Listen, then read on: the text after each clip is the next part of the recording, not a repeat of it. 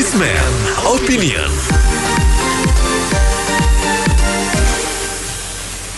Mitra bisnis, lagi-lagi terjadi peristiwa bom bunuh diri. Kali ini terjadi di Makassar. Tidak lama setelah itu juga ditangkap sejumlah orang diduga teroris, bahkan ada yang sudah menyiapkan bom siap ledak. Ekonom hingga pelaku usaha melihat kasus terorisme ini bakal menjadi hambatan pemulihan ekonomi di tengah situasi pandemi. Apa komentar Anda mitra bisnis mengenai kembali maraknya aksi terorisme di tengah pemulihan ekonomi ini? Dan apakah program deradikalisme yang dilakukan pemerintah berhasil? Silakan hubungi kami di 633-9160, 633-9160. Saya sangat prihatin dengan kejadian itu, tapi saya yakin Indonesia tidak akan terpengaruh. Life must go on, business must go on, the show must go on. Kita hanya mendoakan supaya mereka yang cedera segera sembuh, bisa beraktivitas kembali, dan yang berpikir macam-macam, merencanakan serangan ulang, semoga disadarkan oleh Tuhan bahwa kelakuan mereka itu salah dan sama sekali tidak berguna. Tidak mungkin ajaran agama mengajarkan orang membunuh untuk masuk surga. Itu hanya ajaran iblis. Terima kasih. Itu tuh budaya ajarannya nggak benar, dari import, nggak cocok untuk bangsa Indonesia, negara Pancasila. Itu ajaran yang jelas nggak benar tuh. Agama mah nggak ada ajaran gitu, mesti dibasmi habis tuh. Kalau nggak Indonesia bisa kacau. Kelompok-kelompok yang nggak punya otak. Terima kasih. Teroris ini nggak mungkin pikirin investasi dan ekonomi. Yang dia pikirin naik surga. Ini salah kaprah yang sudah berlangsung sekian lama. Saya kira pemerintah harus bertindak. Bertindaknya gimana? Dia batasin yang penceramah yang ngaco itu. Nggak bisa dibiarin aja. Nggak bisa ditutupin, dipakaikan dengan agama, dengan ini. Kalau salah ya salah. Negara harus di atas itu dulu. Baru kita ini ya, dengan jalan yang benar, oke, ya silakan berkembang. Kan begitu. Bukan ini dibebasin semuanya kacau balau. Saya mau kasih pendapat ya. Pertama, kalau kita mau memberantas teroris, itu sebaiknya jangan lagi ada politisasi agama untuk kepentingan politik, apalagi nanti pemilu 2024 ya, presiden atau pemilu apapun juga dah. Kalau begitu terus politisasi agama terus, nanti itu nggak bakal selesai. Dari deradikalisasi malah nanti bisa seperti Afghanistan nanti negara ini. Terutama tuh kalau lagi khotbah tuh Bu ya, kalau bisa sih dipantau gitu ya, jangan yang sifatnya tuh menjelekkan agama lain gitu ya. Saya suka dengar juga yang kurang bagus lah kata-katanya ya. Sebaiknya tuh ditindak tegas gitu gimana. Kalau nggak masalah teroris atau radikalis itu nggak bakal bisa selesai. Itu inti masalahnya di situ Bu. Ya gitu aja, makasih. Itu radikalisasi terjadi karena kita seharusnya negara Pancasila, tetapi sepertinya kita tidak mengamalkan Pancasila dengan sebaik-baiknya. Contohnya kita itu harusnya hidup damai dan tentram, tapi banyak yang yang khotbah itu yang menjelek-jelekan orang agama-agama lain gitu. Sebaiknya dipantau itu yang seperti itu, seperti rumah-rumah ibadah yang terutama yang paling banyak itu, seperti yang memberikan fatwa-fatwa yang menjelek-jelekan orang. Ya, makasih. Gini, kalau menurut saya, aparat pemerintah harus tegas. Siapapun yang yang radikal itu harus dibasmi. Karena saya selama ini pemerintah agak tidak itu tegas. Kita tahu bahwa waktu 212 demo itu bendera HTI juga berkibar mana-mana, kenapa orang tidak ditangkap? Saya pikir itu bukan cuma di Makassar saja, dan di mana kemarin ini yang ketemu itu di Bekasi dan di Jakarta Timur itu, saya rasa sudah banyak sekali antek-antek dari radikal ini. Kita sudah melihat kan mereka itu coba di Habib ditahan aja mereka pencak-pencak. Sudah jelas-jelas Habib Rizik itu troublemaker. Jadi pemerintah harus tegas. Kalau saya, pendapat saya itu ada dua di negara kita ini yang harus diperbaiki. Yang pertama saya mau sorot, itu masalah mengenai semua tokoh di Indonesia, baik tokoh agama, pejabat, ataupun tokoh masyarakat yang saya sebut semuanya itu tokoh-tokoh lah yang orang-orang bicaranya itu yang didengar umum ya. Saya lihat tokoh kita ini bukan menjadi teladan sekarang. Iya, itu semua tokoh, baik tokoh agama, semua masyarakat, tokoh dari pejabat semuanya itu tolong bicaranya itu jangan terlalu memanas-manaskan yang tidak perlu ya, baik di politik maupun di masyarakat. Nah, itu yang menjadi masalah. Jadi itu contoh yang tidak baik bagi warga Indonesia. Ngomongnya aja udah nggak bener ya. Dibuat konflik atau bagaimana lah. Masyarakat ini kan cepat panas ya. Itu satu. Kedua, itu masalah hukum di Indonesia. Hukum Indonesia itu sudah terlalu banyak. Yang tidak dilaksanakan yaitu di lapangan. Dan masalah hukum juga harus dirubah. Masa seperti teroris ada pengacara atau lembaga hukum dan dibela-belain supaya tidak bersalah, itu kan sudah tidak benar. Nah, ini harus ada tegasan. Kalau kita bilang manusia beragama kalau berbuat jahat, nggak ada agama yang begitu. Semua beragama itu membuat kebenaran. Kalau benar dia benar, jangan menyalahkan agama lain. Kalau kita orang lain mau mempercayai agama tersebut, berbuatlah berbondong-bondong, berbuat baik. Jadi orang mau percaya. Kan itu kuncinya. Aneh-aneh ini manusia ini. Terima kasih. Menurut saya, apa yang terjadi di Makassar itu sebenarnya adalah segelintir orang ya. Baik lagi segelintir orang yang memang mempercayai agama itu sebagai ya yang tersebar di militer masyarakat adalah jalan sahid ya agama Islam itu ya. Menurut saya sih sebenarnya gini, apapun yang tadi sebelum Bapak yang sebelumnya bilang itu nggak ada agama yang mengajarkan itu jahat. Ya, kenapa pada prinsipnya kenapa mau orang jadi jahat, ya kan? Masalah kecemburuan sosial, kayak masalah apa itu hanya kamuflase aja kalau saya bilang, ya kan?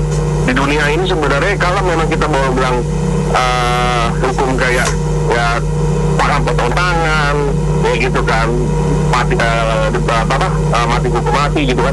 Menurut saya sih kalau memang mau dibegituin, kalau kita balikin kita dibalas, bagaimana gitu loh. Makanya saya bilang aneh di Indonesia ini, kenapa ada hal seperti itu yang menurutnya merugikan orang lain, tapi kalau dirugikan diri sendiri, orang pasti berkoar-koar. Ini seperti dibilang apa ya, mau nolot tapi nggak mau disolot balik gitu loh. Saya cuma mempertanyakan, ini kemana pin kita? Jangan dalilnya ini kaki. Apa kerja mereka? Ya kan, mereka punya tugas masing-masing memata-matai.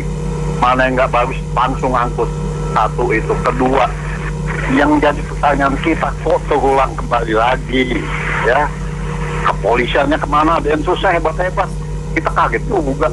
Oh, tiba-tiba dengan ini begini, dapat lagi. Bingung kita jadi. Yang mengadakan ini siapa? Jangan-jangan kita punya presiden kita yang terdahulu pernah mengucapkan, jangan-jangan mereka sendiri yang bermain. Dengan adanya kayak begini-begini, ibaratnya rakyat lagi nanti disalahkan.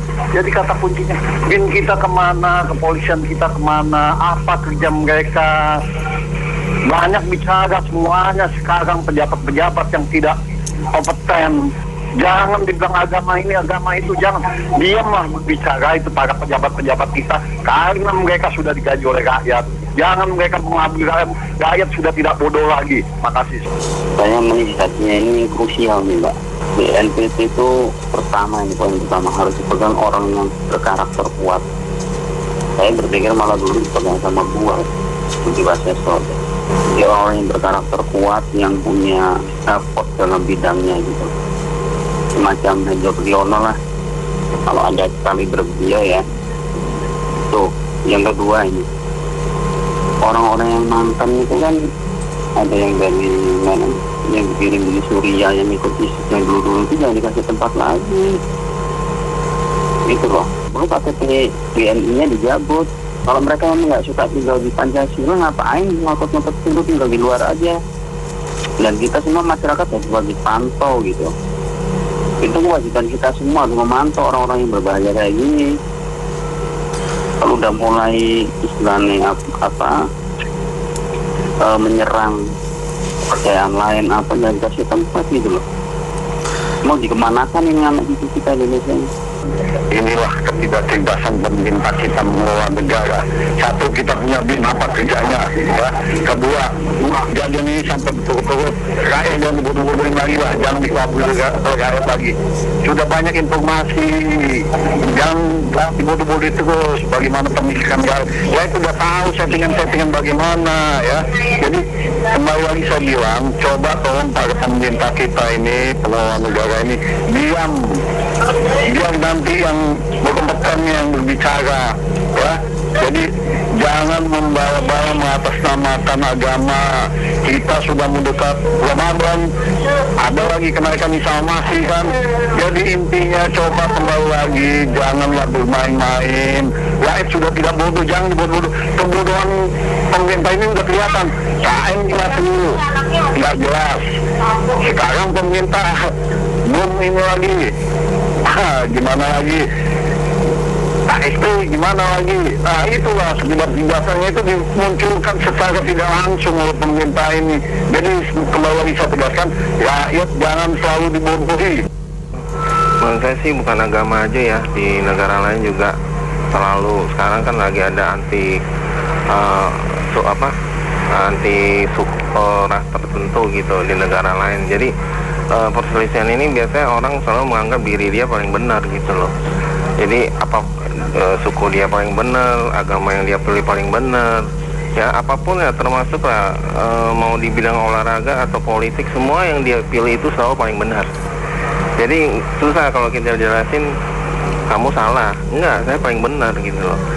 Jadi maksud saya kalau soal agama ini masing-masing mengatakan dia paling benar ya bakal selalu aja pertikaian begitu gitu loh. Jadi menurut saya sih soal hidup orang itu adalah hak dari Tuhan gitu ya. Tuhan yang menciptakan gitu loh. Bukan hak orang lain itu untuk mengambil nyawa orang lain gitu loh. Berarti dia dibenarkan gitu loh. Jadi itu bukan masalah agama juga. Coba kita itu kalau mendengar suatu ajaran agama itu jangan selalu dengar suaranya kencang gitu loh, kencang, kita jadi tergugah atau emosinya dipakai gitu loh. Jadi nurut aja gitu loh. Coba dipikir dulu pakai otak juga. Oke, makasih. Oke, saya lihat begini ya, program deradikalisasi ini lebih banyak menyentuh bagaimana merubah perilaku radikal. Seperti mereka ditanamkan nilai-nilai ideologi Pancasila, ya kan, kemudian mereka diberikan modal buat usaha, ya kan gitu.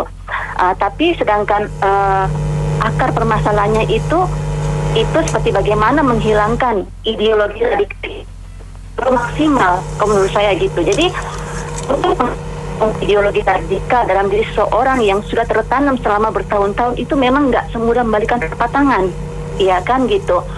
Contohnya misalkan ada mantan napi teroris yang keluar kemudian melakukan aksi, kemudian masuk lagi jaringan-jaringan teroris seperti itu kan.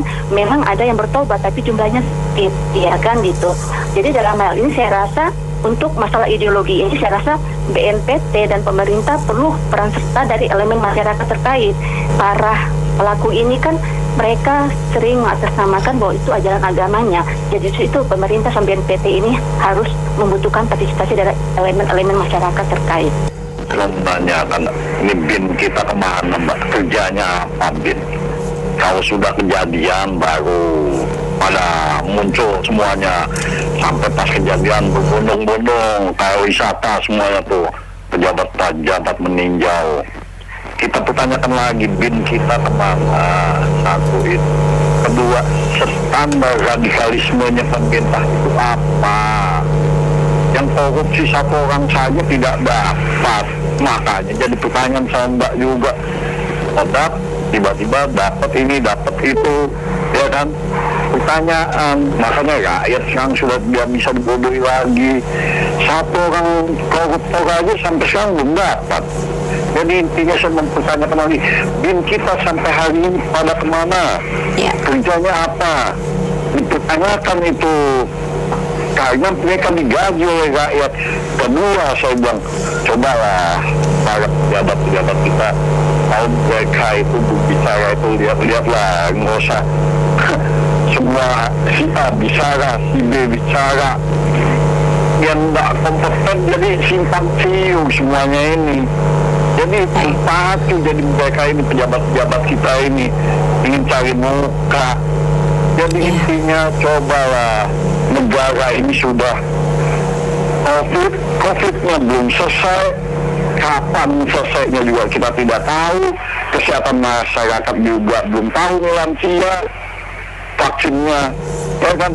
Jadi kembali lagi saya bilang, coba pejabat di mana bicara mereka ini saringlah mereka untuk berkonsep. Kalau menurut saya program deradikalisasi oleh pemerintah sudah berjalan, cuma belum maksimal karena masih belum tuntas semuanya. Tapi itu pemerintah tidak bisa bekerja sendiri, MUI juga harus ikut bekerja. Karena di dalam buku kitab sucinya juga masih ada tertulis di sana, masih ada yang membaca, masih ada yang mempelajari bahwa membunuh orang lain yang tidak sepaham itu masih halal, masih baik, masih pokoknya darahnya masih halal begitu. Nah itu, yang tertulis di sana itu kalau bisa harus dihilang dulu, mungkin seperti di Cina sana itu kan sudah dihilangin kata-kata itu, Al-Quran bahasa Cina itu.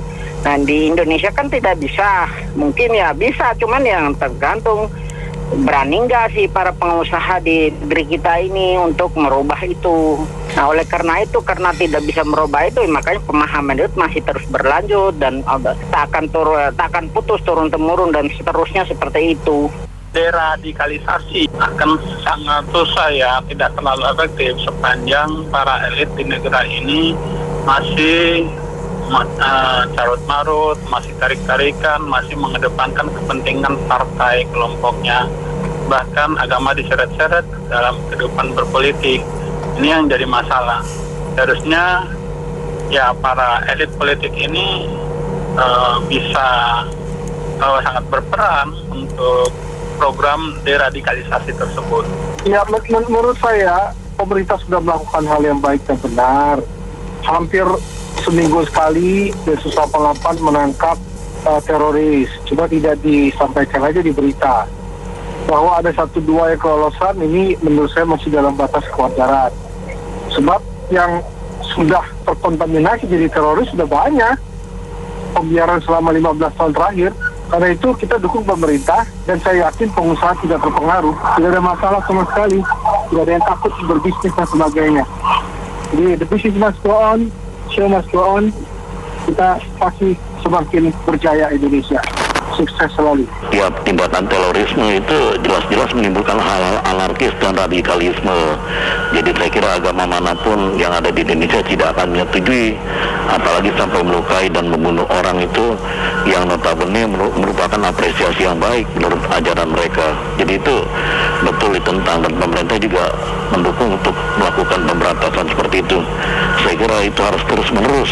Jangan dipikirkan, oh dia harus dihukum mati kemudian dikasihani. Itu tidak ada faktor kasihan. Kalau mereka melakukan pembunuhan atau killing the man atau killing the woman, itu kan berbahaya sekali. Dan ini rakyat akan tidak simpati kalau mereka melakukan perbuatan lebih sadis sampai pembunuhan bunuh diri yang mengakibatkan banyak orang-orang yang berjatuhan. Itu kan sangat tragis sekali. Padahal di agama diajarkan kasih, love to the people, mengasihi sama manusia. Jadi itu tidak ada kaitannya kalau harus dihukum, laksanakan. Karena ini bertujuan untuk menumpas terorisme yang bertentangan dengan nilai-nilai kerohanian atau nilai-nilai keagamaan dan kemanusiaan sendiri. Saya kira demikian. Peristiwa ini ya selalu terulang setelah beberapa lama. Saya mempunyai pandangan begini, bahwa mereka yang melakukan tindakan bunuh diri itu adalah orang-orang yang dimanfaatkan. Kita nggak tahu apakah di balik ini ada orang lain yang punya tujuan tertentu yang memanfaatkan mereka. Jadi, intelijen dan lain-lain itu harus bergerak satu langkah di depan mereka untuk bisa mengetahui bahwa sesungguhnya kejadian yang terjadi ini apakah hanya ideologis belaka atau ada orang tertentu yang memanfaatkan mereka yang bisa dimanfaatkan. Kalau ini tidak teratasi atau adanya kepentingan tertentu sehingga tidak bisa memunculkan aktor-aktor di belakang itu sesungguhnya, peristiwa ini tidak akan pernah selesai. Yang kita hendaki mungkin tidak akan pernah selesai, tetapi semakin berkurang. Terima kasih. Mitra bisnis, terima kasih banyak atas partisipasinya. Saya Anita Wijaya.